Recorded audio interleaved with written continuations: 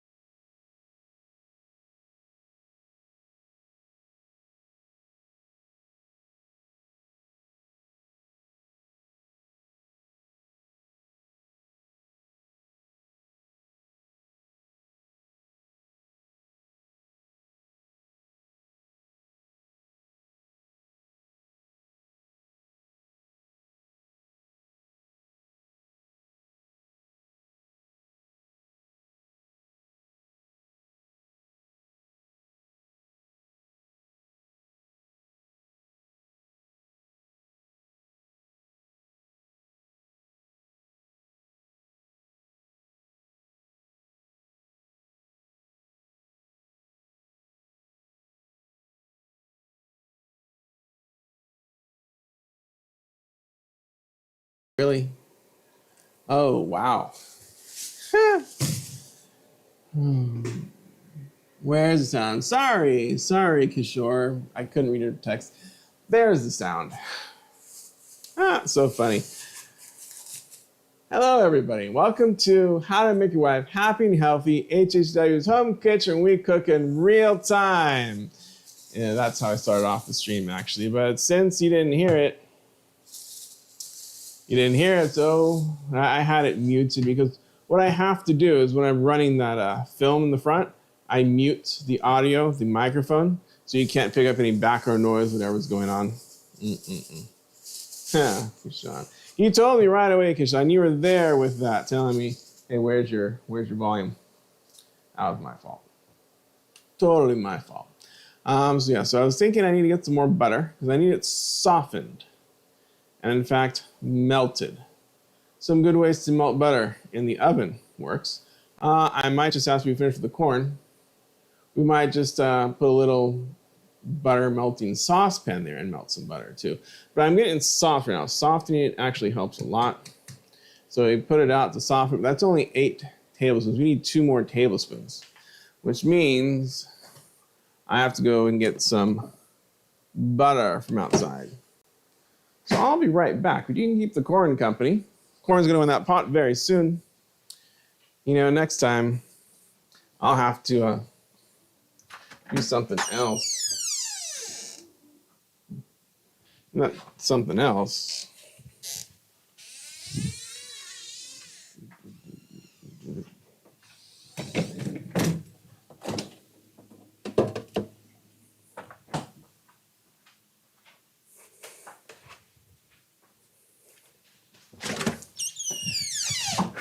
Not something else. Put the volume up on my phone.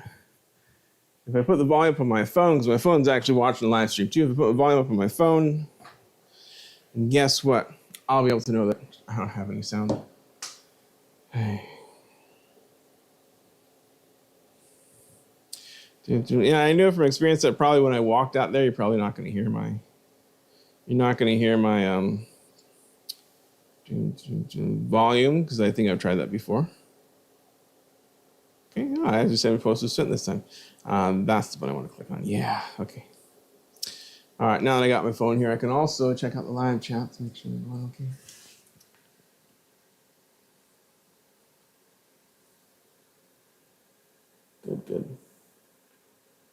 Good. Oh, look at that. It is boiling. It is ready for the corn. What you do, turn it off. You don't need the corn to boil. No, you just need the water to be boiled. And, even though we're putting it in now, in 20 minutes, the corn will be ready. By the time we're done, it'll be good and tasty and ready to go. Do not touch that top with your bare hands. I have tried that before. It can be really hot. So we are going to take this. Boom. And in goes the corn. I could use my hands, but it's easier just to do it like this. In goes the corn.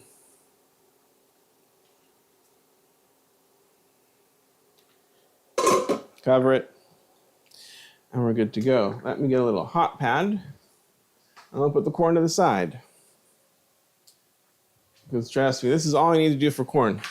If you have some good corn, this is all you need to do. Now the handles are probably not too hot. No, good. There we go. And that's it for the corn. Just gonna sit there and be waiting for us and be ready. If you wanted to melt the butter faster, you can do that. But here it is, another block of butter. So I have plenty of butter now. All right, the second thing we're gonna get ready. And we can move the cooktop out of the way. So we're not going to need it for this. We're going to get the zucchini ready. So let's go ahead and wash the zucchini because I decided to make, and if you look at the website where everything is there, happyhealthywife.net is our website. There's a link to these recipes in the chat if you want. But we are doing some Parmesan encrusted zucchini. Again, if you haven't been here before, what we do is we cook in real time, which means I did not prep anything except the butter. I took the butter out ahead of time because that needs to be taken out ahead of time. Otherwise, nothing was prepped. Now, for these Parmesan crusted zucchinis, if you look at the recipe, they're going to say cut them in half. Now, let's get the corn off. And there's corn on my blade, so let's take that out. There we go. Let me double check the chat thing. Top chat. Now let's get all chat, live chat. There we go. Yeah. Oh, I don't know why I don't see the chat on my feed, but I don't. Neither here nor there, though. Okay. Good. It hasn't, the camera has cut it for us. So instead of cutting it in half, because that's going to be really thick. If you had a thin zucchini, cutting it in half would be fine. But if I cut in half, it's going to make really thick zucchini. So let me see. Let me look at that thickness. See that thickness there? Here's my thought.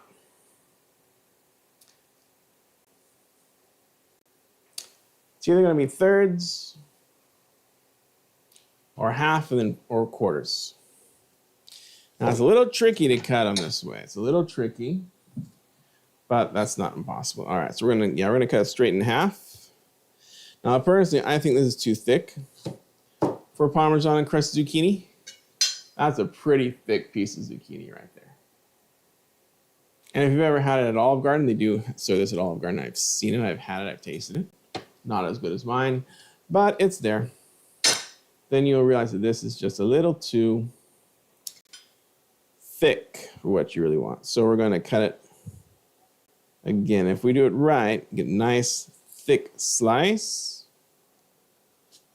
There we go, nice thick slice. Yeah, that looks good.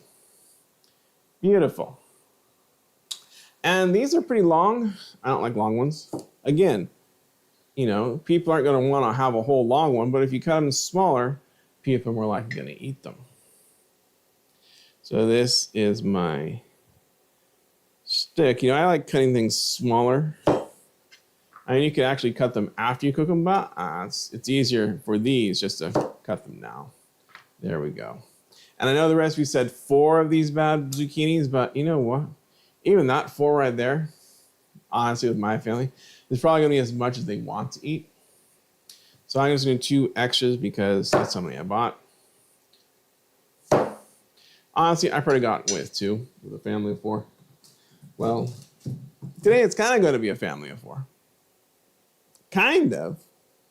Not really a family of 4. Oh, I cut that one first like that. Will that make it easier? I don't know. But Happy Healthy Daughter is off to a birthday party. But Happy Healthy Son is here. And, oh, you've seen her before. Lalao is here. You know, she showed you how to do some Chinese food, the dumplings. I am so sick of that camera. The dumplings are wonderful. Wonderful dumplings that she does homemade-wise. Those are on the channel as well. You know, I do know it looks like the microphone is still not cutting out when the video cuts out, and that video is cutting out way too much. You know what? Actually cutting it in half first made it so much easier to do the smaller slices. I'm going to recommend that. Highly recommend that.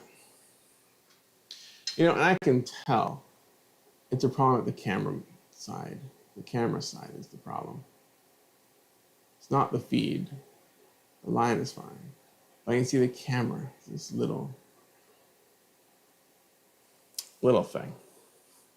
There's going to be a lot of Parmesan and crusted zucchini. Yes, it is. But it's fine. We can have leftovers.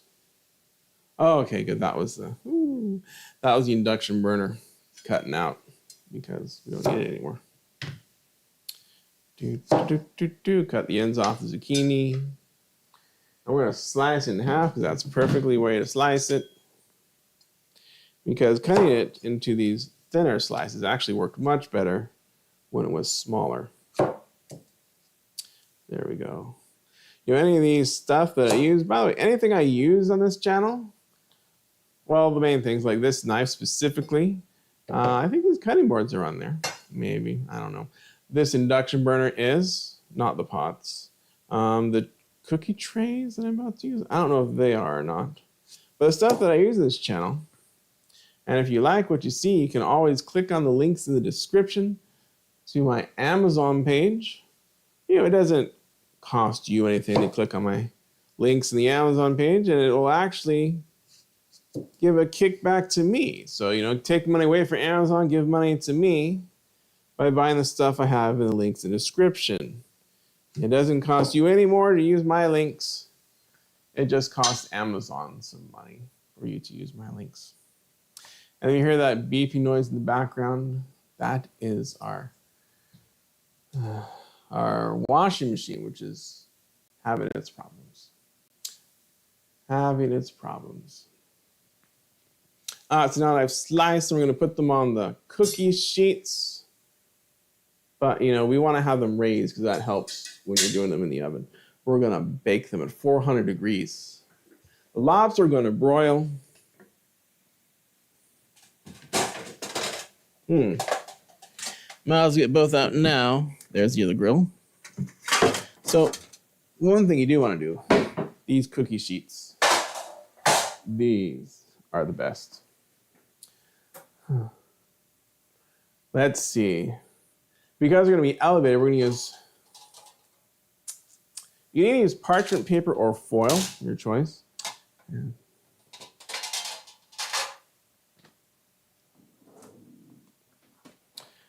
I'm low on parchment paper, so we're going to use foil underneath. It's to make easy cleanup. You don't need foil if you don't want it. But I want the easy cleanup. You just throw away the foil.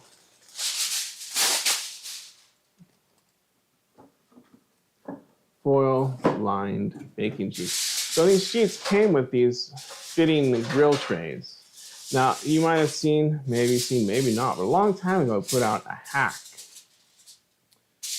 on my website about making a broiler pan. And all I did was I took cookie sheets, and on top of the cookie sheets, I added the cooling racks. You can buy cooling racks. But now they make cookie sheets with cooling racks already the right size. So here's our beautiful cookie sheet cooling rack. And on top of that is going to go zucchini. Now, if they don't all fit, I'm just going to leave the rest in the refrigerator. Slice them up, put them in a salad. We are going to do a salad. Well, not really. Because the salad we did yesterday, I'm just going to take out that lettuce that we had from yesterday for the salad. Anyway, you put all the zucchini. If you can put all of them, yes. And you do. If you can't, I'm going to keep a couple extra out to add to the salad. A nice green salad. It's a good salad. It's just lettuce that we cut up and washed yesterday. That we had yesterday as a part of our chef's salad. Well, you know, sometimes you don't eat everything. Perfectly fine. So what do? You eat it later. In this case, that means today. Oh yeah, see, look at that. I have some extra zucchini. This is going to go into our pre-made salad. 3 slices of zucchini. Easy to do. Let's flip this one over. It's easier to slice this way. Nice little shoestrings. How about shoestrings? Shoestrings would be good. Shoestrings will work.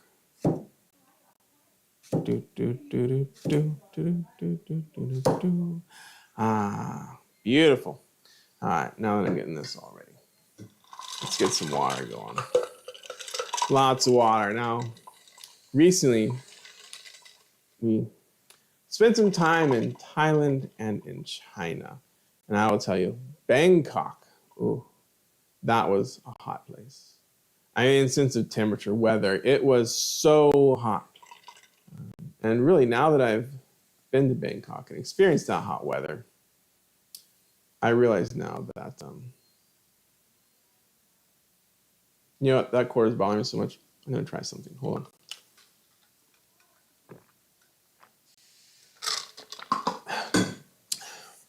Yes, technical difficulties. Let's see if I can undo these technical difficulties. Let's see if we're going to do some error trapping. Error trapping. That's not what I meant. I meant some debugging. That's the right word. So this cord that I got, it's a long cord. But apparently the long cord is crapping out on me. Or the camera is. Let's find out. We're going to take out the long cord. I'm going to use my other cord. So yeah, I know the feed just got cut a little bit there. Let's see if this makes a difference. Of course it was. All right, so I have changed out the cord, and I'm hoping that makes a difference, hoping that the cord was the problem. And if the cord was the problem, then that makes things so much easier. All that means the cord is the problem, and guess what? This isn't going to do that funny thing anymore. It's not going to fade out anymore. So let's see. If the cord is the problem, it means I have to get a new cord. Well, not necessarily, because look, this cord is looking like it's working just fine. It's just shorter, which made me read. So we'll test it on this live stream. There we go. Live testing, live debugging. All right, so we've got our zucchini ready to go. We've got the rest of it. I'm going to put it with the salad bag in the refrigerator. Yesterday's salad, it was part of a chef salad. Here it is. Boom. So you see it's got cucumber, it's got lettuce, cucumber, tomato, radishes, and now it's got zucchini. Perfect. That'll be a nice added extra salad bonus to that. Where was I? I was talking about Bangkok and how hot it was. Yes, it was really, really, really hot in Bangkok. So we're California people.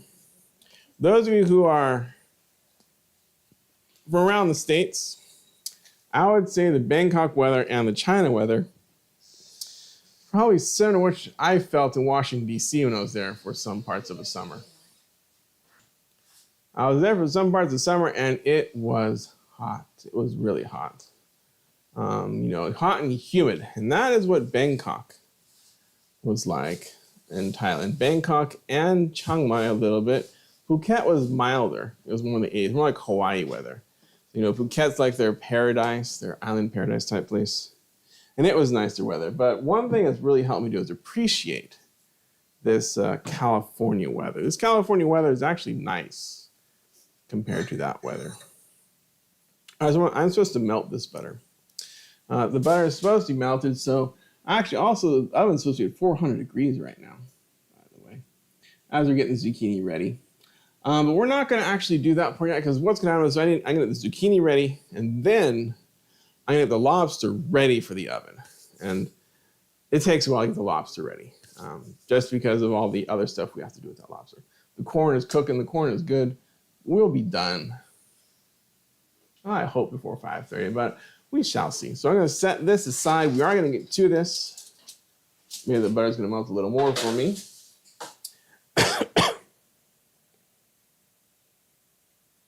And melt the butter.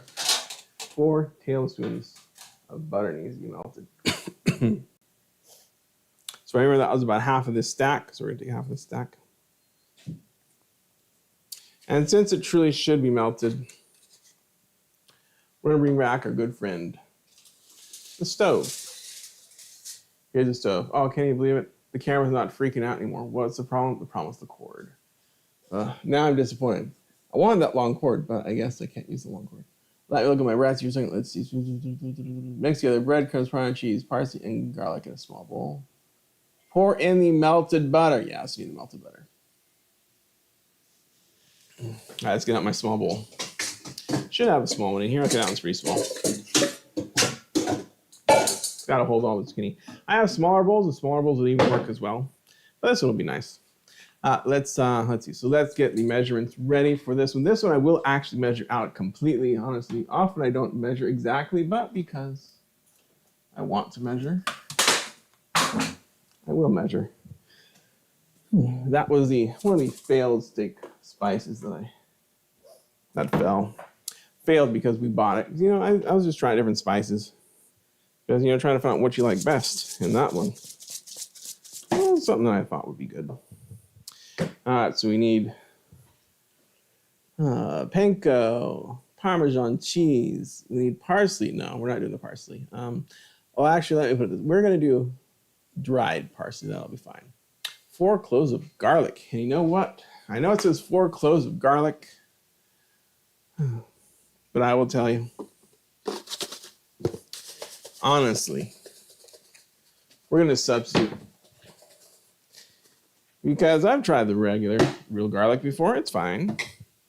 The kids don't mind the powdered stuff.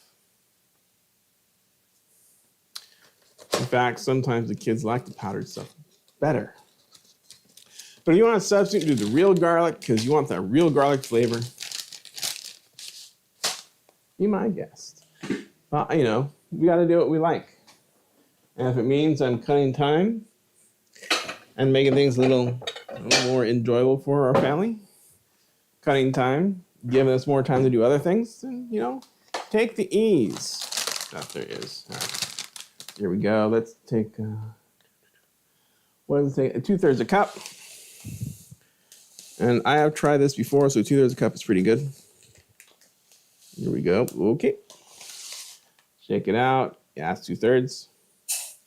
In goes panko. I mean, it says breadcrumbs. Personally, I like panko over breadcrumbs. It says panko breadcrumbs, and that's what that really is. I mean, it's funny. It's really panko, but breadcrumbs it is. We got a 1/2 cup of fresh grated Parmesan cheese. Gotta open up the top. Go for a 1/2. A little more. Now, I know some people want to do fresh grated Parmesan. I have seen that before. You know, on my website, when I made, oh, what did I make? What was it that I used? I think I know what it was. It's Chicago deep dish pizza. And I put on the canned stuff. The canned stuff. The stuff in a green can. And the person said, oh, it tastes so much better if you use the, you know, the real stuff. Maybe it would. Don't know. I'm going to use the last of the parsley. This is not very much. Like a tablespoon there. Maybe not the last. Let's not use the last. Let's leave some more for later. Basically, the parsley is in there for color, honestly. It's not going to do much for flavor. Mostly to make it look pretty. Parsley. You're not going to really know so much flavor with that parsley in there. The dried parsley. But we like the dried parsley. It's nice. Let's see. They wanted 4 cloves of garlic. So how do I do 4 cloves of garlic? Without doing cloves of garlic. I just kind of eyeball it myself, really, honestly. Kind of eyeball it. Let's see. Maybe like a teaspoon and a half a tablespoon. Half a tablespoon. Probably a good amount. Okay. Just seeing how you can see it. Woo! I can really smell that garlic. So we got all those. Let's see what else is in there now. Well, 1/4 cup of melted butter, salt and pepper. All right, we can put some salt and pepper. You know, the garlic itself is going to give us some salty flavor. Not the garlic. The Parmesan cheese will give you some salty flavor. But let's appease us all, guys, because we love salt in this household. So let's put in about half a teaspoon. There we go. And personally, I like it a pepper. We're going to add some more pepper. While I'm up, there was one thing else I wanted to get. The sauce bowl. This is our butter melting, one of the butter melting saucepans we have. It's cute. I do not know, though, if it's going to work on this cooktop. Because they never... Oh, actually, let's test it. This is how you know. You take a magnet from the fridge. Oh, it's not going to work. Look at that. Magnet fell right off. Not even close, so I can't use this. Good old saucepan that is. We have to use an actual... This one. This is good.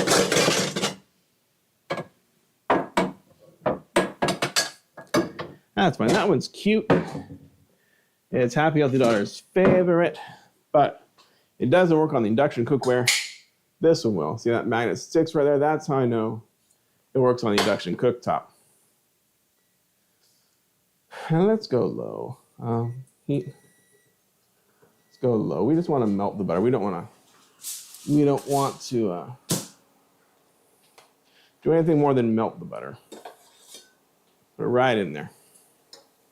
And before you say I forgot the pepper, let's put some pepper in here.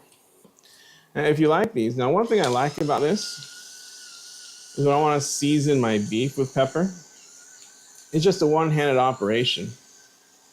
You know, I don't have to, I can use this hand, it's all gritty and grimy. I can flip over the meat, has all the meat juices, and my other hand takes care of the spices. So I don't have to constantly wash my hands this way. All right, so let's melt some butter. Once that's melted, we're gonna put it right in here, mix it all up. Actually, let's mix this up first. And then what happens is you put this on the zucchini. Yeah, let's mix it all together. And you put this on the zucchini, and then the zucchini is ready to go. Then I'll probably turn the oven on to 400 degrees. Even though it's really hot here in California. Now, I say it's hot in California, but it's hot by Californian standards. To me, like 86, 90 degrees. That feels hot to us Southern Californians. And what I'm going to say about that, though, is now that I've experienced real heat, like what you guys get in the South, or Florida, I can't imagine Florida. Woo, it's got to be hot in Florida. Because that's humid, not just hot, but humid. And that is a pain to walk out into. I know, because we are in China and we had that kind of weather. What a pain that was to walk into that. So let's melt our butter. So what am I saying? So now I have a greater appreciation for our California weather. I mean, now when I walk out, I feel like it's 90 degrees, I'm like, 9 degrees. It's not that hot. Or if it's almost 100 degrees, like, oh, it's just 100 degrees. It's not that bad, really. Because here in California, it is very dry heat. And it doesn't feel nearly as miserable it was as we walked out, you know, midday when we were in China and Tianjin specifically. It was just extremely hot. You just didn't really want to walk out. You'd hope the store, not all stores had air conditioning, but some stores did. So you're happy if the store had an AC for you. Place you're going shopping. The restaurants almost always had AC of some kind. Not necessarily the same kind of central air you see in America, but they have some air conditioning. Thailand too, it was just hot. Going out and see those temples. You know, that was actually the big thing in Thailand. Went with a tour guide, and the tour guide basically goes to a whole bunch of different temples. It's the big thing. Like all these temples, all these Buddhist temples in Thailand. It's the main thing we saw. We also did see the palace. There's like this very famous palace in Bangkok. That's where we also did the night market. Oh, yeah. Looking forward to putting up those night market videos.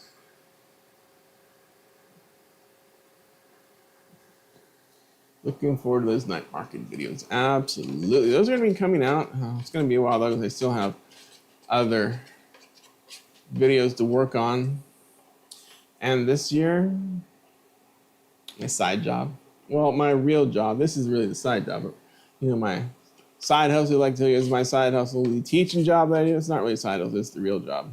It's the one that pays all the bills. Unfortunately, it's going to be, turn it off. It's going to be nice melted butter going inside. A lot more work this year because I have to prepare 2 new classes that I haven't taught before. Well, I did teach math 2 once before, but it was long time ago, like 10 years ago. So, you know, and stuff has changed since then. Like we have this new Canvas system, and, you know, I have a new system to use homework, which is called Delta Math. And so things are going, you know, it means I have to get a lot more, I have to put a lot more prep work into getting the classes ready, rather than just using the same notes, the same stuff we did last year, and just improving here and there where it needs to be improved. There's a lot more that's going to go into it. So might have a little less time cooking and getting videos ready for the channel. But, you know, once in a while I might be able to get it live in there if I don't have any other things going on. This is beautifully melted butter. That saucepan on the induction burner is very nice. You can see it looks like the right amount of melted butter is the consistency you want in your Parmesan panko mix. And you know what? If you want, you can even taste it. It's going to be really salty though, but you can actually taste it and see if it's any good. Let's see what that's like. Shall we? Let's see what this is like. All right, that's not working. Let's go into a second spoon. Second spoon. My tasting spoon. See if this is good for the zucchini. Got that Parmesan cheese flavor, the garlicky one. Feels like garlic. Feels like, you know, garlic Parmesan cheese bread. That's really what it is. Pretty salty too. Yeah, the extra salt plus the Parmesan makes it really salty, which is going to make the zucchini taste really good. That whole salty layer. Yeah. I'm sorry, you know, if you're watching the video of this later, but I actually have this recipe on the channel. I don't yet. But, you know, someday I might. You can be watching me, and you wouldn't have to watch me do all of them. But that's okay. That means it's time to ramble. Time to talk to the audience while I'm putting on this beautiful, uniform layer of breaded coated goodness, which is what's going to save zucchini from not tasting bland. Honestly, this is the good stuff. Oh, I'm already excited because I tasted that. The buttery goodness. It tasted very garlic bready. It's going to go well with our lobster coming up. But like I said, so what we're going to do is we're going to finish preparing the zucchini. Then we're going to start preparing the lobster. Actually, we should probably, it's still too early. In the midway of preparing the lobster, okay, this is what it's going to do. Because see, part of preparing the lobster is actually cutting the shell and taking the lobster out. Of course, I didn't do that beforehand. Of course, this is cooking in real time. I told you, this is real-time cooking. You get to see everything. So if you want to cook lobster yourself, you get to see the whole shebang, exactly how it gets done. And you get an idea how long it would take you to cook this. This would definitely, you know, if I was doing this as a weeknight meal, I'll be honest with you, you know, you want to save time. You don't want to spend hours in the kitchen. You know, that's why the weekends are when I usually hit the lives, because this is when I'm doing my more designer meals. The ones that take longer to actually cook, the ones that put more effort into them, and you'd hope it means it tastes better. Maybe, maybe not. But if I was doing lobster on the weekday instead, if I was putting that lobster together and doing it on a weekday meal, what I would do is I would just do the lobster. I would not be doing this Parmesan crusted zucchini. We might do a salad. Salad doesn't take very long. But we could do the corn still. Like that corn took me like what, 2 minutes to actually do. You know, just put the water in the pot, boil the water, put the corn in, and just let it cook in the hot water. That's all you do for corn. It's an easy dish to prepare. That's all we did. I mean, I did have to cut the corn in half because I like corn cut in half. But if you don't have to cut the corn in half, you don't. And then you'll see the bread that we're about to do. It's not going to take any time at all. It's just going to be... Now, the problem with the bread is I often forget to turn it over and just gets burnt. That's the only problem with the bread. Look, we're going to have some coating left over. So this is the right amount of coating for 4 zucchinis. But since I only did 3, and plus I actually doubled the amount of surface area, if you think about it, that you normally have compared to the recipe. But, you know, the way I did it is better than the way the recipe has it, I think. Because you get thinner zucchini, which means more bready flavoring. Oh, more Parmesan crusted flavoring. All right, now we just make sure we pack it on.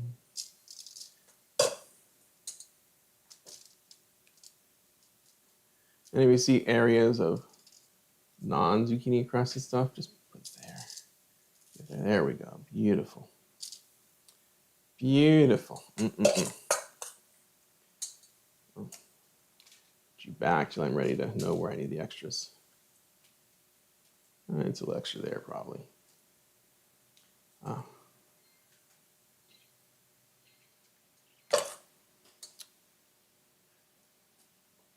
so, you know, the lobster could be a weekday meal. It doesn't have to be a weekend extravagant meal. It could be a weekday extravagant meal. It could really be. Now, you might have noticed that some of the stuffing coating here is going below on the tray below. Small price to pay. Very nice, salty. And part of it comes from the salt. Part of that saltiness comes from the the Parmesan cheese. The Parmesan cheese itself is salty. Come from a salty, what's the other word I'm looking for? Cheesy, garlicky goodness. Yes. So I'm just scraping the bottom. I still got some left in here. I don't want to waste. Leave it in the bowl. I'm just going to crust them. Now when these are cooked, I will tell you that the crust, because it's not like solidified on the zucchini, could just come off. That's why you don't want to cut it after you cook them, because this crusty bready coating could just fall off as you cut it. So don't do it that way. If you're gonna cut them small like I did, cut them beforehand, cut them nice and small, but get that bread coating going. Yeah. And if after we cook it, the bread coating is not toasted enough, you know, I turn it on to broil, and then I'll toast it perfectly. But I'm gonna say 20 minutes in a 400-degree oven. It's gonna be plenty for these. Now these are ready to go. They are ready to go. So we put those aside. Because if we cook them now, they'd be done way too early. We don't need those done yet. And so let's get the lobster going. And this is what's going to take the time. Is getting the lobster prepared and on here. So first let's take out the lobster. Now you might wonder, why am I spending so much money on lobster? Well, honestly, if you like lobster, and you really enjoy a good lobster, you can go to the restaurant where you're gonna pay, I don't know, $60 now for a lobster dinner, especially lobster and steak. I did lobster and tri-tip once. There's a picture of it in our feed. Wife said, lobster and tri-tip are competing for my attention. I don't want to have a competition, so she just wants lobster straight. So we're just doing lobster. No tri-tip, no steak. But if you're gonna do steak and lobster, it's going to cost you a pretty penny in a restaurant. And the lobster that I bought at Costco, now mind you, what was Costco? It was $25 a pound for the lobster. So I think, no, I still need the salt and pepper. Let's keep them out. I don't need the garlic powder too. I need the butter. Similar ingredients for the lobster. But I believe it was around, $60, $70. These lobster tails. They are part of the same family. The same packaging? No, probably a new one later. That you saw in the picture, the one online. The picture of the, the picture that you see in the thumbnail, it's these lobster tails right here. Same type. Now I did cook the thick ones, there's some bigger ones. Now you can see what I tried to do is I tried to vacuum seal. This is my vacuum sealing bags. But I've noticed there's not really a good vacuum seal. Why is that? Well, because lobsters are spiky. And so when I tried to vacuum seal, it gets really tight. It gets on these little corners here, and that just pokes right through the bag, and then it can't vacuum seal because the air has a place to escape.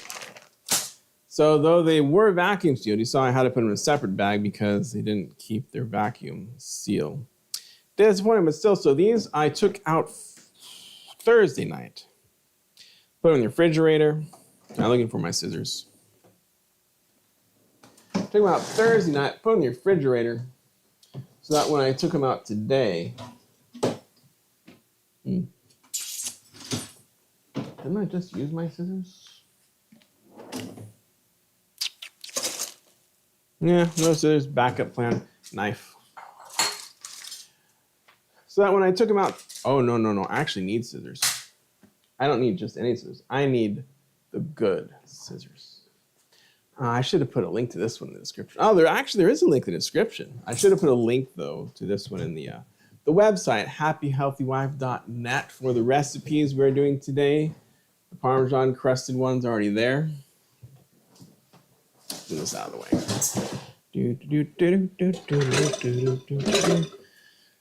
Hey. You'll see in a second why I 100% need those scissors. Maybe someone put them in a different place because I don't see any scissors there. Let's look in the other drawer. There they are. the good scissors, the Costco shears. Now these are the scissors that you want for all your kitchen needs because it cuts through anything. Anything that you can push your hands through, anything you're strong enough to cut through, it will cut. They are very strong scissors. I love them. They're kind of expensive though, but I've had these scissors since 1991. They've never gotten dull, and I've used them over and over and over. And you're about to see me use them right on these lobsters. That's right. All right, so lobster. Now I can smell lobster. It does smell like shrimp. That's kind of lobster smell for you. What we're gonna do is we're gonna cut through this shell on the outside. Right there, cut right through. And then we're gonna take the lobster meat on the inside, peel it off of this part, and we're gonna pull it out and put it on top. That's gonna set up and put it ready for a nice, wonderful broil, which in my opinion is probably the best way to cook lobster. A nice broiled lobster, not boiled. I mean, if you're doing like a, I'm gonna call that, what are those things called? Those sandwiches with lobster, a lobster roll, that's what they're called. If you're gonna do a lobster roll, yeah, you don't need to bother cutting it. You can just take the meat out. You don't need to bother broiling it. I mean, you can take the meat out. This one got a little cracked earlier. You can just take the meat out, cook it, steam it, boil it, however you want to do it. Probably boil it and put it in a lobster roll. But we are eating lobster without any extra fixings except for the savory, buttery topping that's going to be put on them. So we're just going to see. So we've cut through the shell. That's why you need a good pair of scissors, kitchen scissors for that. And then we're going to take the meat off of the shell, all the shell, and pull it out to lay it on top. And when we cook it, magic's gonna happen. This casing is gonna become red, and the lobster itself is gonna turn opaque and white. With the buttery topping, oh, should I put some paprika on it? Probably no, we're not doing paprika. No. We'll just leave it as is. But see, this is actually the one part that's gonna take the most amount of time. I mean, the most prep work is getting these lobsters out. Hear that shell cracking? Okay. Yeah. But you don't want to destroy the shell because the shell is what's going to prop the lobsters up. You want to get all the way down to the last one. This one. All the way down to the one before the big one on the tail. Little broken shell. You can just throw it at the bottom. Okay. You pull it out. Just like that. We're going to put the shell back together and lay the lobster tail right on top. And now it's ready for that buttery seasoning we're going to put on. Oh. Now it doesn't look like much right now, but it's going to look wonderful. And once we're done cooking it, you're going to see it's going to look just like that thumbnail, or at least very close to it. So that one's a little cracked. This one's not cracked. So again, we're going to go all the way down to this one right here, the one right before the tail. And cut all the way down to there. Right down the middle. Right through the shell. Yeah. Oh, actually, I didn't show it to you, but I saw on my my plastic that the lobster was in that we bought these way back in December of 2023. They've been in the freezer since then. So, it's been a while, but you know what? I bet they're still going to be awesome. Still lobster. Yeah, it's been a long time. I've had trouble finding a good day that we wanted to cook them. And that's why we haven't cooked them yet. So I said, this Saturday's a good day to cook them. There we go. Getting right under there. Get right under that shell. And so you know what? I haven't been in front of the audience in a while. So let's do a live, shall we? So I say, good food. Here comes a live. Now, I don't always do good food lives. I mean, don't always do like the best of the best. I mean, lobster is really expensive. You don't always do like a lobster live. Lobster is really expensive. But, we do lives of good food a lot of times. And I like my eggplant parmesan. Not like the most expensive food, but still really good. We did steak sandwiches once in a live. You know, our lives aren't always the best of foods. But, you know, we take whatever we got and we make it taste good. And that's the whole point of these lives. So now you can see why I didn't want to cook the zucchini yet, because this actually does take a while. Getting all the getting the lobsters out of their shell. The first one took a while. And that first one was actually fast. Honestly, that one faster than I thought I was going to. Let's see. Let's grab right there. Oh, look at that. It was the cord. It was the cord all along. The cord was the problem. Look at that. I don't have any more cuts, any more dropping the feed of my camera. It was the cord all along. Terrible. Let's see this one. Come on out. Come on out. You can come out. Now I'm going to take a deeper look at this one. Oh, come on. You can get off that shell. You can get off that shell. You can get off it. And I will say, these have been in the freezer for over, you know, a while. They've been frozen for a while. But I'm going to take a sniff on this one. All right, this one we're going to push this a little bit. Okay, break that a bit. Good. Good. And it's out of the shell.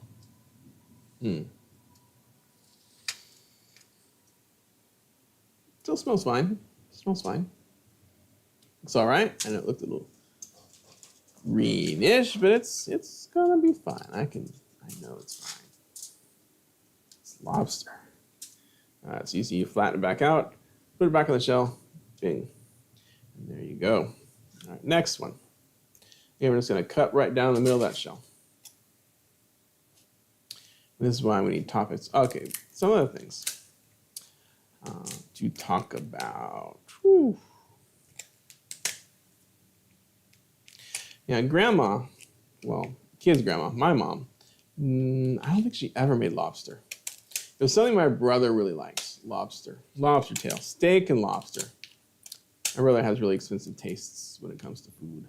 Steak and lobster is one of his loves. He loves steak and lobster. But it's not something our mom ever made. She did make crab though, so we'd have crab legs. It's the king crab legs. Basically, all you have to do is boil them, steam them. I think she steamed them. I don't remember. You know, it wasn't that hard. You just buy the legs and just steam it, and then when you're done, everyone at the table cracks them open. Instead of this, where I'm actually cracking open the lobster ahead of time and cooking it, which, you know, actually it's kind of better this way. Less work for the once we're done. And plus, it gets the flavoring in the lobster meat. If you just cook the lobster, you won't get that flavoring. There we go. Now we're peeling it off the shell. Takes a bit sometimes to peel off the shell. This one is actually, so the other two are easier to do. I'll tell you that. Mainly probably because, I don't know, less freezer burn. I couldn't tell you why those are easier. These shells, though, this shell is harder. Some of those shells are like more cracked already. So this one is more like what I'm used to, like really difficult to pull them out. You'll see I'm going to struggle for a while. So you just keep working your fingers in there, working it down, and keep going down. And go to the next one, and take it off of the next one. Now it does kind of help if you kind of break the inside of it. Don't want to cut the inside, if you can break it. Okay. Let's see if I can get that. No, breaking that part, not the part I want to break. But if you can, there, it's like pull it apart a bit, it helps a lot. I got to pull it apart away later anyway. Hear that crack? That's what we're looking for. That's what we're listening for, that crack. There we go. So if you can get that crack going, that helps you to pull the meat off. Okay, good. At least that's been my experience. Other people might do it differently, but I can see the meat is coming off the shell. That's what you want. Meat away from the shell. Good. Got the right side done. Okay, good. Excellent. Hear the crack? Very good. Now we do the other side. The left side. What was the left side? Once you get that side open, now let's get the other side open. And peel it away from the shell.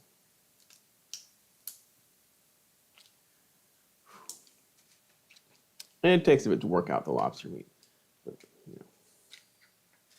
I bet if you're doing other stuff with lobster, it's going to be the same work. So it's not really much different.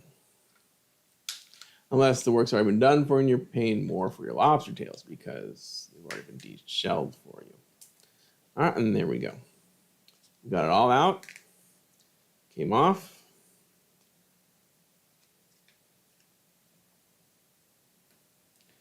There we go. Put the shell back together underneath it. Put the lobster tail right on top. And there is number 3. Woo. You know, one thing about dinner, it's all about timing. Trying to get the right timing. So you got to plan out which should be done first, which should be done second, which should be done third. Now, I know how the corn works. You just got to cook it first and let it go. You're going to be sitting there while you get everything else done. That's how I use. That's how we always do it for Thanksgiving or whenever. Then I can just sit there while I get the rest of the stuff done. And so then I knew that zucchini is going to take 20 minutes to cook. And I was pretty sure breaking all these lobsters and getting them ready was going to take more than 20 minutes. These lobsters will take about 7 to 10 minutes to cook under the broiler. That's where they're headed. Let's get this one out. See if I can do it faster. Learning from the other ones. Peel it off the sides. So once you get it in the broiler, it'll take less time, like 7 minutes. So that means, you know, I can start getting the oven ready. I'm going to do the zucchini first because that's going to take 20 minutes. And while the zucchini's going, I can get the lobsters ready. And if the zucchini gets done first, that's okay. We can take the zucchini out and let it sit, let it rest, let it cool. This actually worked better when I did it that way. So that's the way to do it. Cut down the middle. Then, you know, I've heard spoons recommended. But I like just going to the meat right here on the cut and shaking it off of the shell this way. That seems to work better for me. You might find your own way of doing lobster off the shell, but this is the one that seems to be working for me. Let's get this one off.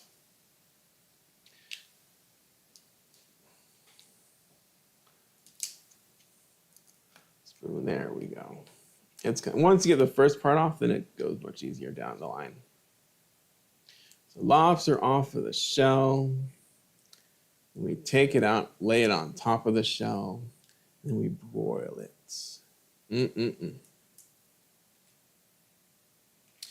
Now, the one thing I will say about lobster, I've had lots of lobster. I'm not a big fan. The rest of my family's a fan of lobster. Well, actually, daughter's not a big fan either, so she's not minding missing out on the lobster night. I'm not a very big fan. To me, it just tastes like a large shrimp, and I'm not very fond of shrimp either. So to me, it has the same flavor as shrimp. It's just a bigger version. Now, certain ways shrimp get cooked, I kind of like. Shrimp cocktail, I like. Right there. Ooh, broke that. Shrimp cocktail is good, but then again, I'm not really tasting the shrimp. I'm tasting the cocktail sauce. So the barbecued shrimp can be good, but then again, I'm not really tasting the shrimp. I'm tasting the buttery, garlicky sauce that's been used to cook the shrimp with.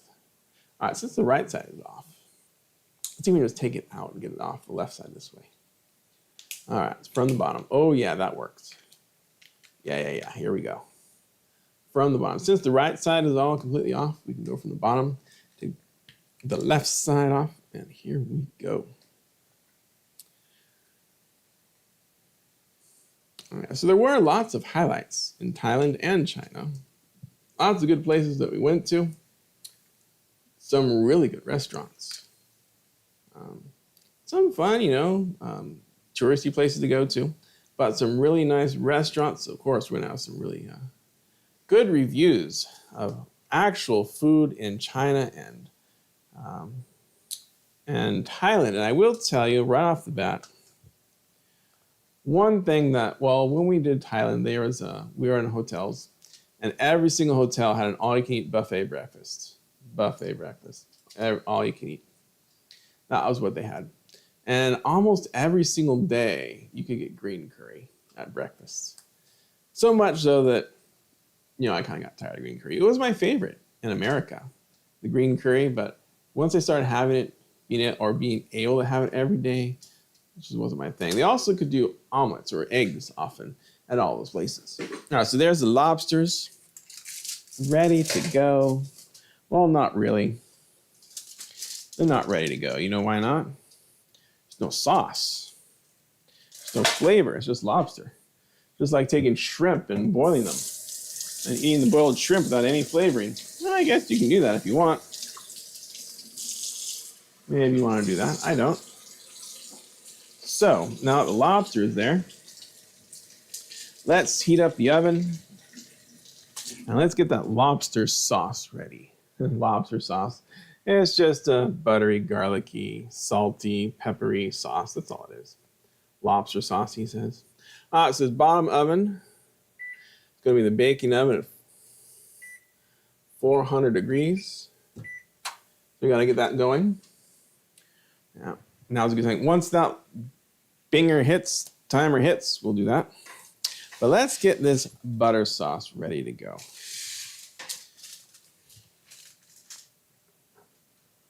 And just like everything else, all the other recipes I got for my channel, look online, just do some research, just search them up, look at different recipes, see what looks good, and choose that recipe.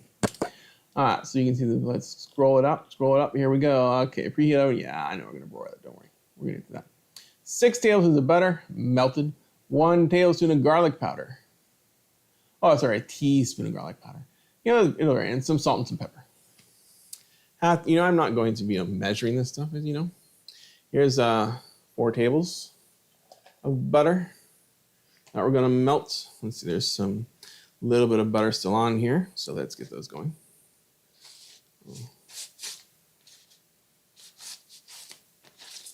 There we go. Let's not waste the butter. This is good butter, by the way. It's a little salty, I think, because you can't get the non-salty one anymore. I think we're gonna put it down temperature-wise so that we can melt it and not burn it. We're not burning it, melting it. I get 2 more tablespoons of butter. That was supposedly 4, and 2 more right there. And it kind of looked more like 2, didn't it? Honestly, most of this butter is going to go on the... I have done it so that we do both. This is both the lobster butter that goes on the lobster, and then the dipping sauce later. It works that way if you like. And we'll see how much I can save out for dipping sauce. But one thing I do when I use real butter for dipping sauce like this, it solidifies after the lobster's been cooked, because the room temperature butter, it's solid. So it doesn't stay melted. It doesn't say melted. Oh, forgot I had cream cheese in there. Now I remember why, though. All right, let me see. No, not that one. Okay. And so we're just going to get this right. So what do? We melt this butter, and we add our good flavorings to it. Anyway, so if you're wondering, this is called butterflying. That's how you butterfly your lobster. Oh, it looks so nice. It isn't cooked yet, but it still looks nice without cooking. All right, so actually we can go ahead and season our butter. It's going to get there, but we're going to season it. So what it says is 1/2 teaspoon of salt. Now this butter is actually salted butter, so there's 1/2 teaspoon right there. 1/2 teaspoon of pepper. Now you don't want to put the pepper over the heat because it's going to gum up the pepper works. Again, just the one hand operation here.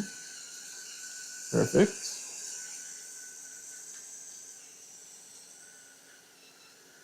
I don't want to put it over the heat because that's going to gum up the grinder. Okay, that looks pretty good. There's the button over there. Click. There we go. Done.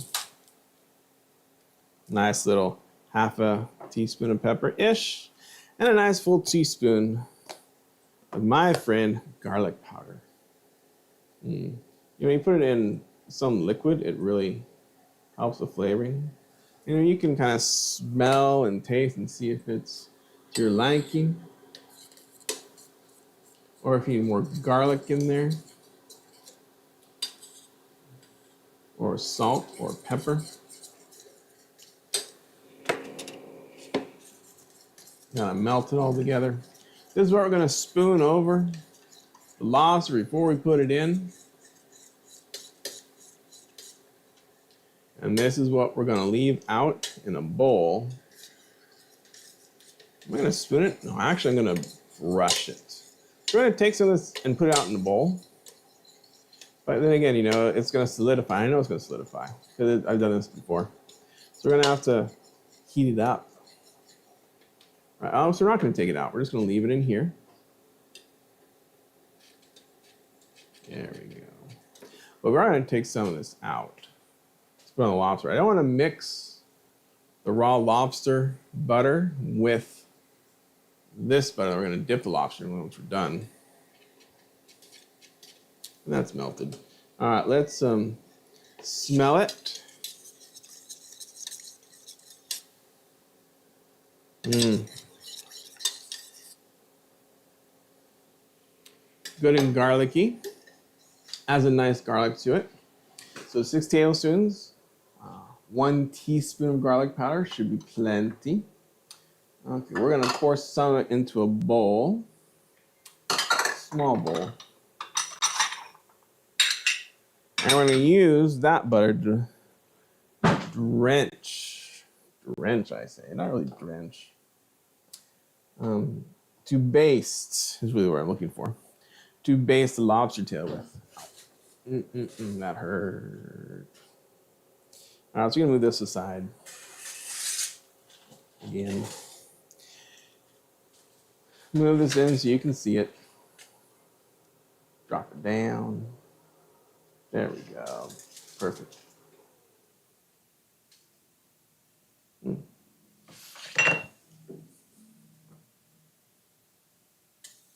right, stir it up because as it's been sitting, it's kind of gotten cool a little bit, and that's gonna congeal all the butter. All right, so let's put some in here. About half of it. I actually do want like the garlic powder kind of does stay at the bottom a little bit. Oof. I'm gonna take the top off, some of the top. So it was better if you actually stir it up and then pour some of this out. There you go. You can see that's the garlic powder at the bottom. Doesn't fully, completely dissolve into the butter. All right, is this too much butter on those? I don't know. But I will tell you how much butter we're gonna need for ourselves. About like that, okay. And why would I put this butter here? Because I told you we're gonna have to melt it again. So if I keep it in there, it'll melt again. Whereas here it's gonna solidify as is. And we don't want to mix up the butter for the lobster that I'm brushing on with the butter that you dip it in. There we go. A nice layer. You can see that layer going on. Nice. So now we did try this with thicker lobsters. Costco had like 2 kinds. They had these really smaller, thinner ones. Smaller, thinner lobster tails. And they had these really big, thick ones. Now I tried the really big, thick ones, but for us, it was too much lobster, not enough flavor. You know what I mean? Not enough sauce. The lobster was really thick. It's kind of like between eating a thin versus thick steak. The thin steak, if you season it, you know, you don't need as much seasoning, right? There's all this, you taste a lot of seasoning, you don't taste as much steak because it's nice and thin. Kind of the same with this lobster that we have here. When we have the lobster, the real thick ones, we didn't really get to taste. We tasted too much lobster without it. Not enough seasoning and too much lobster flavor. So that would probably have been better if we'd like lobster rolled it or cut up the lobster, smaller pieces. But this style of cooking the lobster is really good. So you definitely want to get the lobster. You can see I'm butter coating them. I need to make sure I get them all the sides as well.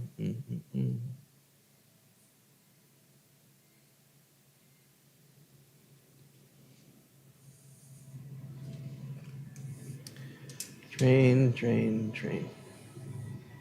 It'll pass. All right, lots of butter on this lobster. This is where all the flavor is going to come from besides the lobster itself. And because the lobster is cold, it kind of solidifies the lobster too before we actually cook it. All right. So what we're waiting for now, let me show you this while we're waiting. Good view right here. Let me go to the camera, the good camera. And let's give you, oh, I didn't do the thing. There, I did the thing. The view of the lobster that's been butter coated. Whoops, I moved it.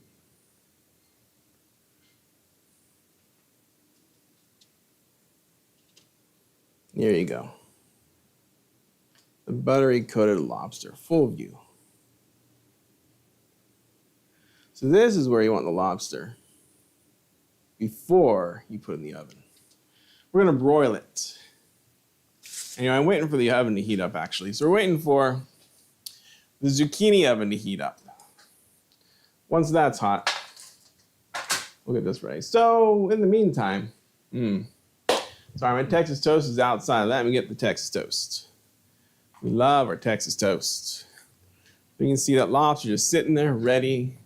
I know we're gonna lose the feed, you're gonna lose my voice for a bit because it doesn't travel through the door. I know I've tried this before. You can't hear me anymore. Although it says you should be able to hear me. But I'm pretty sure you cannot hear me right now. You can't see me looking at the hot wings we're having tomorrow. Or you can't see me pulling out or hear me talking about the Texas toast I just pulled out. So this is the Texas toast we got from Costco. I mean, the real Texas toast is usually thicker.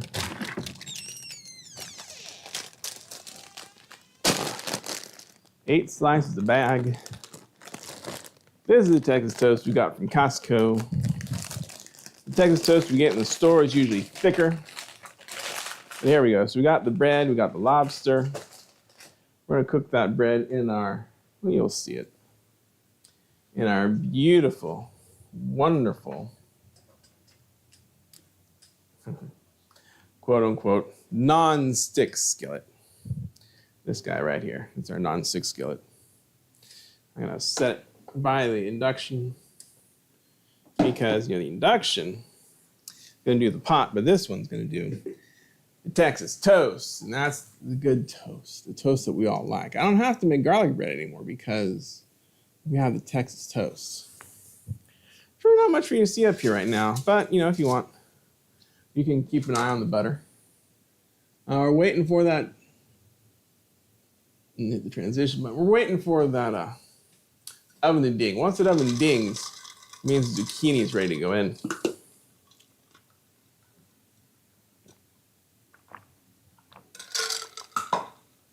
Look at that. We're tracking for 5:30 dinner time. I think it's 5:30 in California. It's a good track. Yep. Now, if I wasn't cooking, if I wasn't videoing everything, then we'd be eating earlier. But when I do the videos, it takes longer. It's just the way it is. Also, when I do the videos, I don't usually get any other help in the kitchen. Because, well, for today, Happy Healthy Daughter's not here, so. But usually she's busy working, so she doesn't come down to help. Happy Healthy Son's not usually here, so he doesn't get to help. Happy Healthy Wife is camera shy, so she might prepare stuff ahead of time, but she doesn't help either. We'll see how much this butter solidifies by the time we're ready to actually dip the lobster in it. And, you know, so we're also gonna get the plate ready. As soon as that, I should have turned on the oven earlier, but I was trying to save energy. I really didn't want to have the oven on earlier because the oven brings heat. And what does that do? It brings heat to the kitchen, extra heat. And what does the extra heat do? It heats up the house. And what does that do? It makes the AC turn on and turn on for longer. And I didn't want that oven just sitting there at 400 degrees for like 10, 15, 20 minutes, because that would just heat up the house too much, waste too much of the energy of the oven. And besides, get a chance here to chill. Yeah, we're waiting for that. And I got to move some of that stuff over there. Oh, this thing I should probably put into the sink for washing, because this one is the lobster infused butter. You know, because that brush touched the lobster, and the lobster might, oh, I don't know, you know, raw fish. They say not to eat raw fish, or that hasn't been prepped properly. Don't want to eat your raw fish. What do we got out there?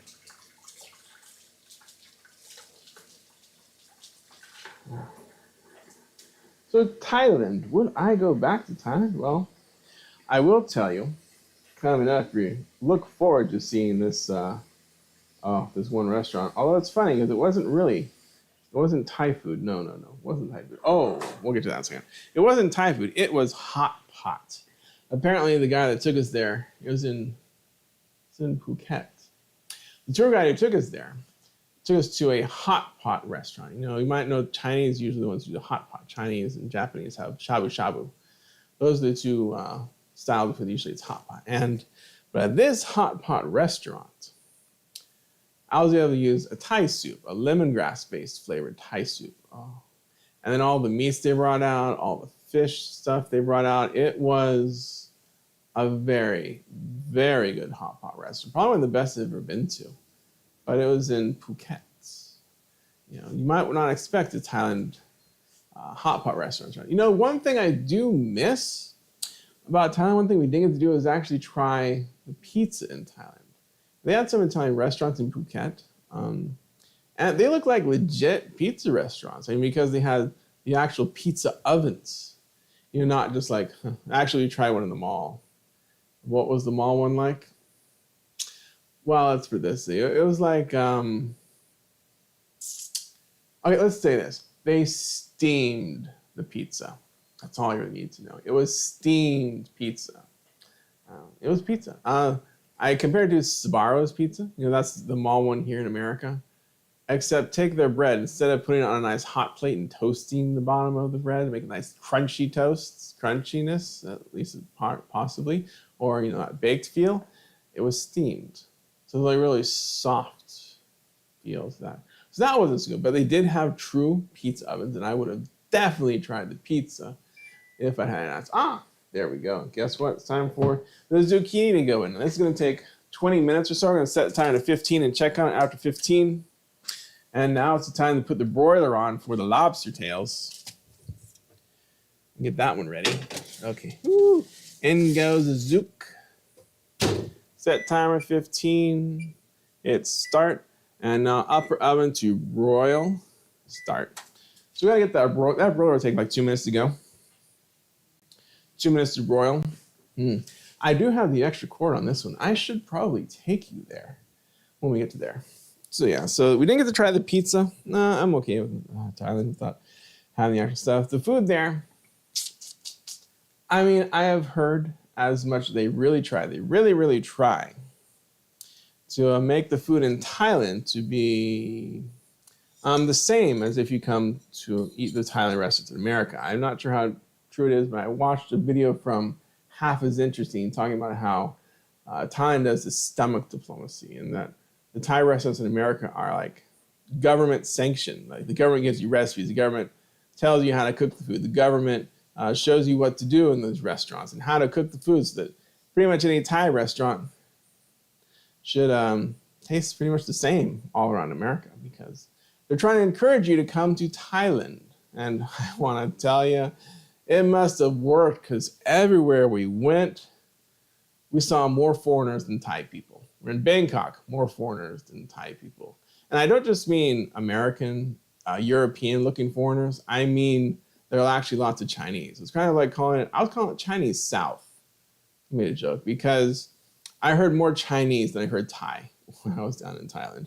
And it was in Bangkok, it was in Chiang Mai, and it was in Phuket. And that's probably largely because we're, of course, the tourists, and we're all going to the touristy areas, but still, I heard much, much, much more Chinese than I heard Thai when I was in Thailand. So very touristy, certainly, and kind of makes you wonder. The food they have there, was it really the same? It was different. It was different. The breakfast was very Americanized breakfast, I would say. You always had eggs, some kind of bread, some kind of toast. And you'll see the videos later. They're coming out eventually. I have lots of videos to go through. There's that one. The pizza, the Thai, China South, yeah. No, there were mosquitoes too. Only in Phuket though, for some reason. We didn't get bit in Chiang Mai. We didn't find any mosquitoes in Bangkok, but it was just for some reason. Phuket had its share of mosquitoes that swarmed us a lot. And mostly though, mosquitoes were at the hotel and nowhere else in Phuket. It was like you could see them in the hotel, you'd stand out in the lobby and there were mosquitoes all around. You'd go in the elevator, there were mosquitoes all around. Go up to the room, no mosquitoes, but I was just like, in the elevator had mosquitoes. There you have it. That was part of the Thailand experience, and you will be seeing videos eventually of Thailand and some of the foods they had. Some of the foods were good. I will admit, they did take us to a Chinese restaurant in Thailand, and I will admit that Chinese food was pretty good. Still wasn't as good as what we got when we went to actual China. But it wasn't bad. Most of the Thai food we had was good, but it definitely was not the same as the Thai food you get in America. Most of it tasted differently. All right, so let me bring you over here. In fact, let me go full. No, where is it? There it is. All right, here we go. The full cam, here we go. I do have an extra long cord here.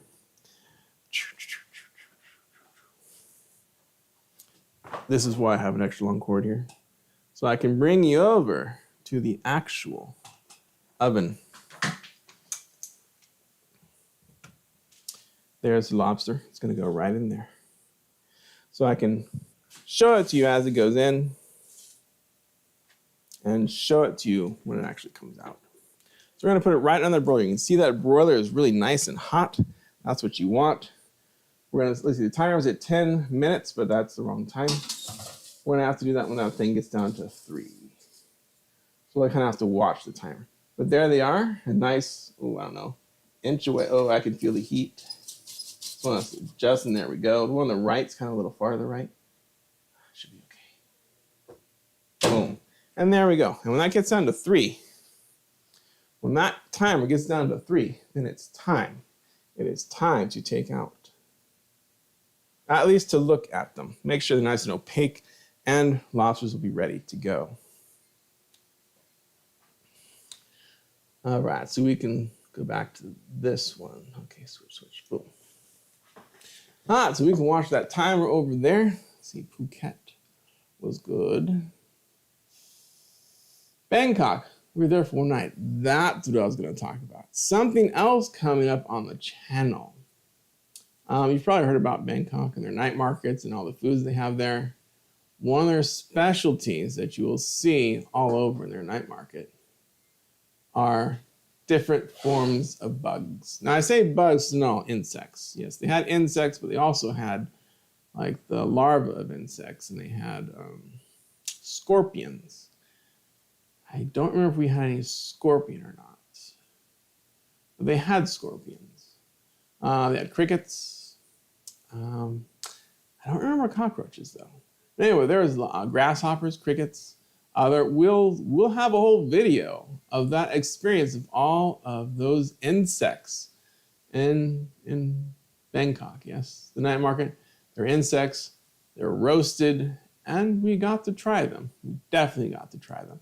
And you'll hear my first-hand experience of what those insects were like. So that's coming up on our channel. So we had a lot of fun in Bangkok for the one day we were there. And it was good that we were there for one day, because the other places were more, I have heard the other places had better things to do, more interesting things to do. that if you try to do the elephant ride in Bangkok, they take you to Pattaya or another city, kind of a drive out, take you to this place and you go on an elephant ride and it's okay. But the one in Chiang Mai, that was like right in the middle of the forest, the jungle area, right by a river too. It was a good experience to do the elephant ride. It was good, and it wasn't just the elephant ride. They showcased their elephants. You know, the tour guide took us to a nice spot, a nice place. Let's see, other foods we had in Thailand. Nothing very special. We did have a really good lunch in Bangkok. They took us to a nice restaurant. I have photos. That one I don't have a video review, but I have photos of the food that was there. They had a really nice fish, steamed fish. They had some shrimp as well, and some more standard, Thai dishes that were pretty good. Had some enjoyable Thai dishes like the ground beef mint. That's what it is. Ground beef and mint. Very common. You see that one often in here in the Thai restaurants. Very similar, very similar. That one wasn't that much different. The one thing we didn't really have in time very much of was the pad thai. And we could have had some pad thai, but we didn't. You might have seen those in the restaurants nearby. They have a lot of pad thai. And it's one of their popular, it's one of their national dishes, pad thai. We could have had it, but we chose not to. It's not really our kind of dish that we like. So, but I did I like the noodles. Chiang Mai was better. Oh, the fruit. That's right. We really went there. One of the things that Lala really wanted was the fruit. So two different times, we went to the places of fruit. And 2 different times, you really, really, really had to have the stinkiest fruit. It's called, in English, it's called durian. So she really, really wanted. She apparently loves the stuff. And so, of course, we all had to try some, and we're all like, oh, well. That's nice. You can have all the durian you want. We'll have these other fruits. They had lots of fruits there, lots of tropical fruits. The mangoes, I did like the mangoes. They didn't really have lychee. There's something very similar to lychee that they had there, though. Oh, and the mangosteens. So the one thing we saw in Phuket was kind of funny was there were 2 things were not allowed in the hotels. No durian, the smelly fruit, just like you can't have them on the planes either. No durian. No mangosteen. Now, if you haven't seen mangosteen, it's like a little small fruit about this big. It's not so well known. You break open and the inside, it's very white. The reason why they don't want that one in the restaurant, at least the way Happy Healthy Wife thinks, why can't we do those in the restaurants, into the motel? Why can't we have that in the hotel? Is because it's stained. It's very purpley.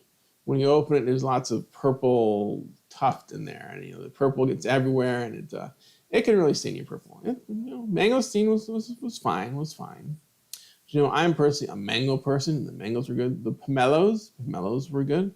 Those were good fruits. The pineapples are really small. Not really something to write home about. They also had coconuts, of course, and that's the one thing that Happy Healthy Dar likes is the coconut, but that's not really up my alley either. So lots of tropical fruits there for the taking if you're in Thailand. Oh, one other thing, they had dragon fruit. That was the other thing we had at every single breakfast. There's always watermelon. Often there was not. They didn't ever give us durian at the buffets, but there was the watermelon and another melon. Usually, I think it might have been the cantaloupe melon or a green melon. Yeah, those 2. And they would always have, well, not always, but they often had dragon fruit. That was another common fruit. And if you never had dragon fruit, it looks it was a big, yay big, a lot of spikies on it. Inside is pretty much white with a lot of black seeds. At least the white version. There's also a red version, lots of black seeds. Personally, I feel like dragon fruit, just no flavor. It's like the flavorless fruit for me. It just tastes like nothing. It tastes like you're just eating Jell-O with seeds in it. But unflavored Jell-O. There's just no flavor in there. No flavor. Let's see if we can take these back while we're waiting. So that's part of our Thailand trip. Let's see. Oh, look at that. I got to 3:30. I talked my way down 3 minutes and 30 seconds. So let's take a look. Let's take a look. Let's hope the lobster's not burnt. You know, the recipe says like 7 to 10 minutes. And I think 7 is usually a really good one. Let's get out the hot pads. All right, here we go. Ooh, I can smell it. Woo. All right, let's take a look what it looks like. Like I said, it's going to red up. Look at that, it's all red now. It redded up right in the broiler. Yeah, the butter you've got on there, the butter's smoked in there. Take a look at all those lobster tails. I think it can go a little longer. Let's go a couple more minutes. You know what, if I leave it out for a bit. Couple more minutes. That's probably not going to be too much. I hope not. Maybe another minute. Watch it. Another minute doesn't give us much time. We can do another minute though. Another minute. Oh, this one. Here we go. There you go. All right. And then we'll take out the lobster. Oh, since the lobster is practically finished, let me get some hot pads over here. Since the lobster is practically finished, you know, I got to get them onto a plate. I also got to get the bread going. Yeah, I didn't check the zucchini. I probably should have. Oh, the buttery is still buttery. Oh, nice. So I'll be able to dip it in the butter because that's how I like it. All right. So I know you can, here it is right here. This is how I'm going to cook. Right in there. This is how we're going to cook the bread. This is how, if you're a community of Teddy, you see, I'm going to burn the bread.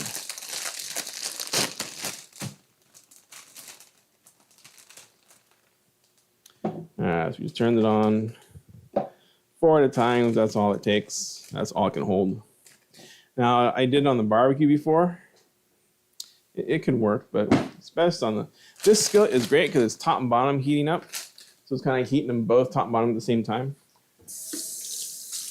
Good. All right, that should be enough for the lobsters. I got it ready over here. Let's bring them out. Okay. Take a look again.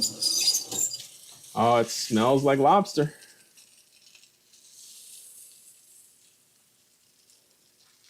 Let's bring it to the main camera as well.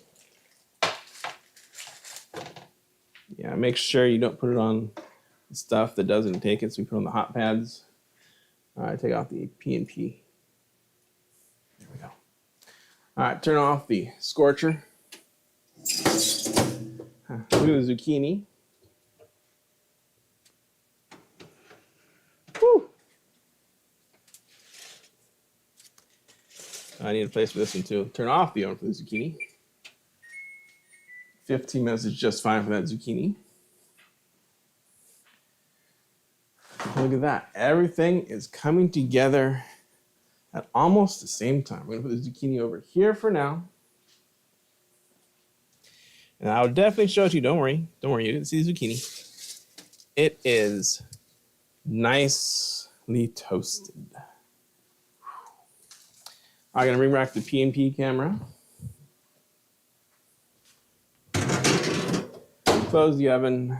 So, I don't know where the heat's going to go, but hopefully not into the room. All right. Bring back the P&P. And we're not going to forget the bread. No, we're not. The lobster. Let's take it off, put it on a plate. But first, sure, let's give you a good view of the lobster. So this is not like the photo we want to use because it's not dressed up nicely. But you can see lobster is nice and cooked, opaque, white, opaquely white. And everything else is kind of red. All right. So now we're gonna plate everything. We're gonna take a look at this toast. Not even close.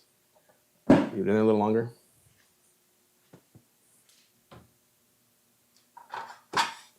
let me see. The plate. I get to use the P&P again. Got the plate right there. You know we're going to take pictures. So that's part of the process here is the picture taking. So let me show you crusted zucchini. That was 15 minutes, 400 degrees. You can see the zucchini is nice and crusted. Nicely done. Oh, I took the hot pad with it. That's what that feeling was. Take a couple of those. Put on the plate with the lobster. Almost ready. Huh. I thought I already took it. Yes, I already used it for the corn. Take out some corn. Yeah, it's not hot anymore. Take a nice little ear of corn. I think corn is a nice complement to lobster. If you want to butter your corn, you can. But this is sweet corn, so I usually don't butter my sweet corn.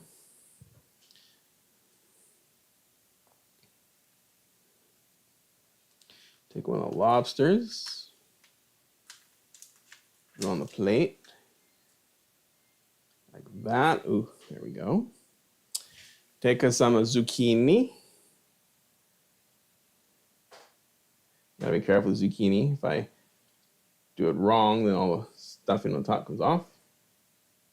There we go. That was a beautiful grab. A zucchini. See, look at that. Touched it a bit, falls right off. That is the problem with zucchini. The Parmesan crusted zucchini. Crap. That coating really came off, so we're gonna choose a new one.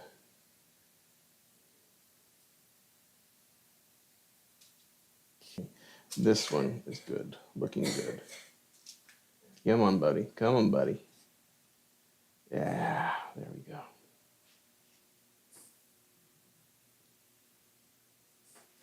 Let's look at the bread. Getting there. Flip. Flip. I have flipped with my bare hands before, and you can do that. It's not hot enough that you can't do that, but it's a chore. I need a slice of bread. What else I need? We can leave the salt off. We can get a slice of bread in here.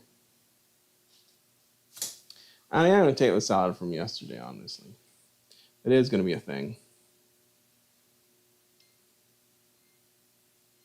You know what I want? I want a little dish of the butter. A little dish of the butter. Yeah, that'll look nice in here. Do I have a little enough dish? I'll put on the side is what we'll do. We'll put on the side. Yeah, we can do that. So basically right now, what I'm doing is we're getting things ready for the taste. That's what we're doing right now. Getting ready for the taste so you can get ready for the picture, actually. So as you see me scraping this, we're just mixing it up again. I'm surprised it stayed melted. Usually it congeals by now. Maybe because I put it into a dish, a small dish, or maybe because it's usually colder at this time of day. Or in the winter when we do this, it's usually colder. Maybe that's the thing that's going on. All right. Why I want this butter dish? Because I like to dip my lobster in butter. If I'm going to eat lobster, which I usually don't. Let's see. Toasted bread is how toasted is it? Ooh, that looks good. It's looking good. Let's see if we have a good one. I think we have a good one. We can take this one nicely toasted. It looks nice. There we go. Now what we got to do is set things around, move things around so we can get the picture, the live picture. We're almost ready. It's almost time. I'll put this on the back burner. We'll leave those there. So those are on the back burner. Oh, that's hot still. Keep that a-cooking a little bit longer. We'll be putting those on a plate, though. Get a plate out for those. We'll leave it there. Let's Which one goes to which? That's the one. I gotta take out. Good. Perfect. Everything's coming up. Roses. Gotta get the picture right. Oh, that's the beautiful. That's the direction. Put it right under the light. Oh, actually, let's give you the picture shot first. Then we'll take the bread out before I burn it. Here you go. There is the picturesque. There we go. Zucchini as well. Let's move it a little this way so you can see zucchini. There you go. Lobster, zucchini, bread corn. Oh, what a wonderful dinner this is going to be.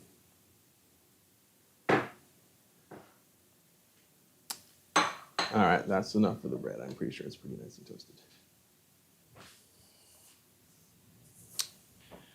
Grabber, grabber.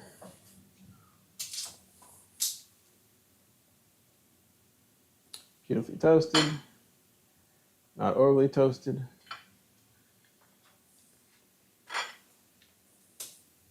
We'll toss down the other 4.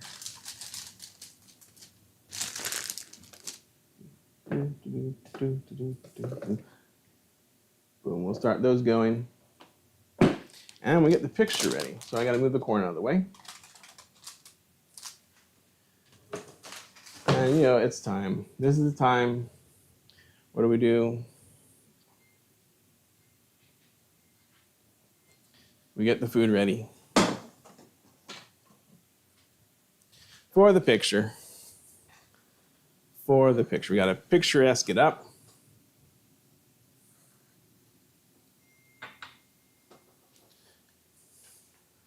Move all the other stuff out of the way. Some nice picturesque stuff going here.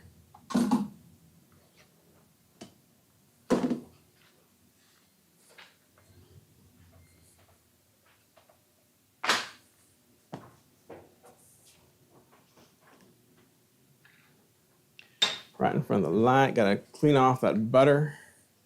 It's on the counter. A little butter on the counter.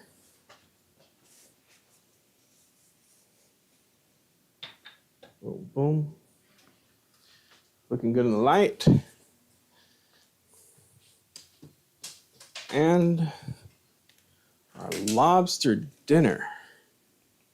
Turn that off. Okay, good, good, good. Let's see. Let's see how this picture comes out.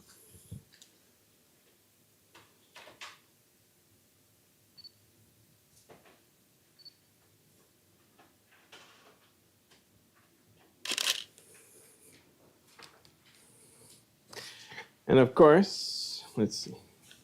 Try it from this angle. This is really the angle we want it from. Okay, there it is. Perfect.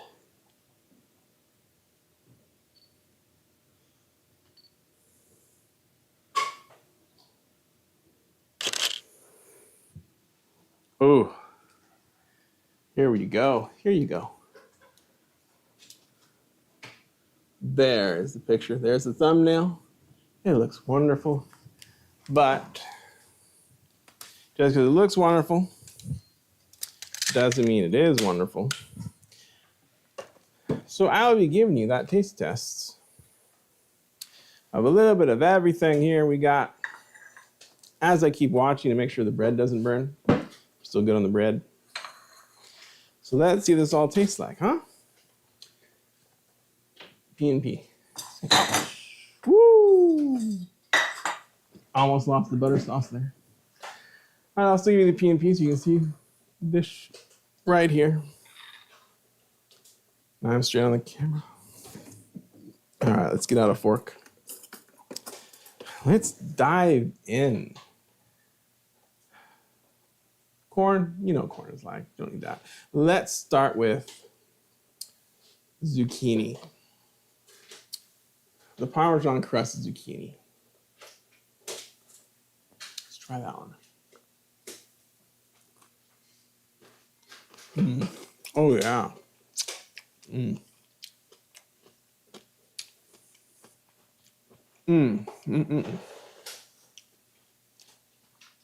That is really good. You get your bland, very low tasting zucchini. You got on a very, very flavorful, crispy panko, garlic, Parmesan crust. And it just makes the zucchini worth eating, to be honest with you. I mean, I like zucchini, a nice dip, a nice ranch dip. I'll eat raw zucchini that way, but this, the warm zucchini, soft, easy to bite through, the crunch of the coating, and that buttery goodness, buttery Parmesan garlic, crispy panko. This, you can't eat you gotta eat these vegetables. If you can't eat vegetables very easily, you can try this one. This is a very tasty vegetable to eat.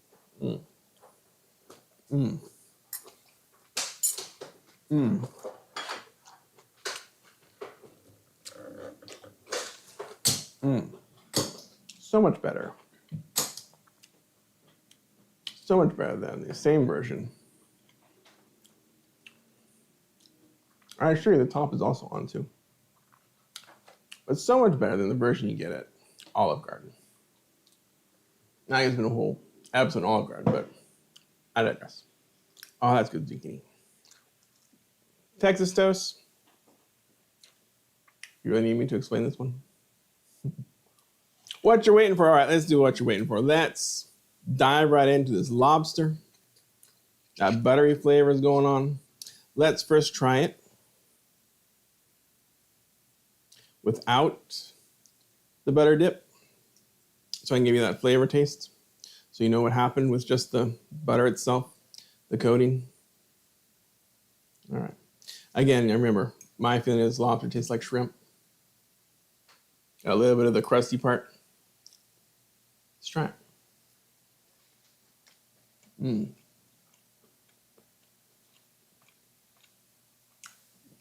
Oh yeah. There is definitely that lobster flavor. You can really taste the lobster. And it has just the right coating of butter. That nice little buttery, garlicky flavor to it. A little bit of salt, pepper. If you're a person who likes lobster, this is truly the way you want to have it. Now let's try it in the butter sauce itself. Now we dip in the excess butter sauce. Oof. Might be a little too much buttery flavor, but for me, you can't have enough butter flavor because I'm not a lobster fan. Let's try that.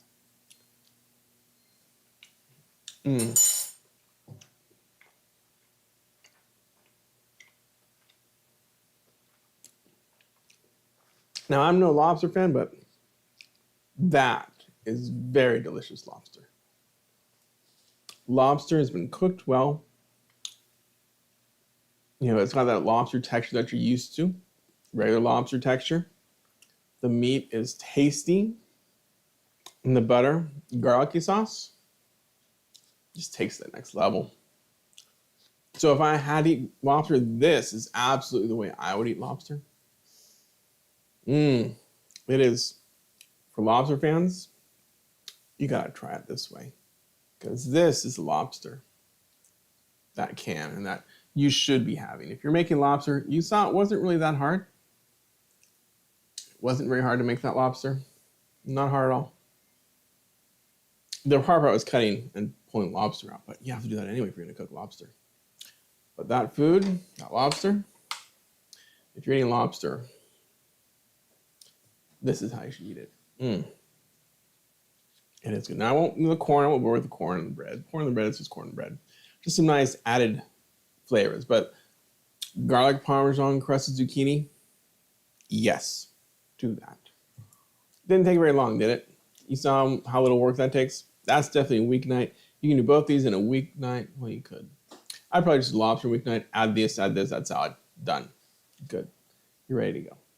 So thanks, y'all, for hanging out. Hope you enjoyed seeing lobster cooked in a broiler, how to prepare, how to cook, how tasty you can make lobster. This is definitely the way to do it. Better than what you're going to get in a restaurant. The flavor is there. The flavor is good. Now Red Lobster is defunct. Make your own lobster at home for cheaper than you can get in a restaurant and tasting so much better than you can get in a restaurant.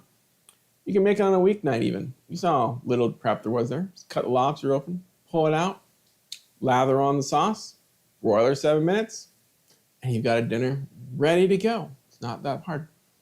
So I will see you in the next video. Don't know what live is going to be or what else is going to be. Oh, and if you do want to come here into Happy Healthy Wives Home Kitchen, drop an email. Come on in. Show me your showcase your favorite dish, whatever you like to make, whatever people think you make really well. Bring it on. I'll give you a menu of stuff that I make that you can have, or if you've seen my videos and seen something that I make that's not on my menu that you want, go for that too. I'll make food for you. You'll make food for me. We'll have a grand old time and enjoy hanging out with a nice dinner on the weekend.